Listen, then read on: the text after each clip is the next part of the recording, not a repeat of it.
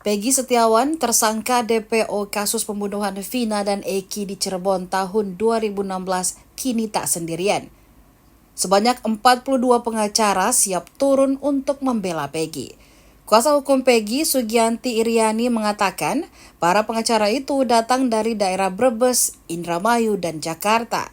Mereka bergabung karena merasa peduli dan yakin bahwa Peggy tidak bersalah. Sebelumnya, Sugianti juga telah menyiapkan sejumlah saksi kunci dan bukti untuk menguatkan alibi bahwa Peggy saat kejadian tanggal 27 Agustus 2016 lalu berada di Bandung.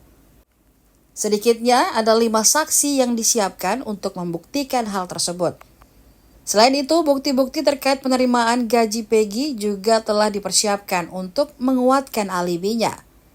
Bukti itu berupa gaji yang diterima Peggy bukan saja pada Agustus 2016, namun juga di bulan Oktober 2016.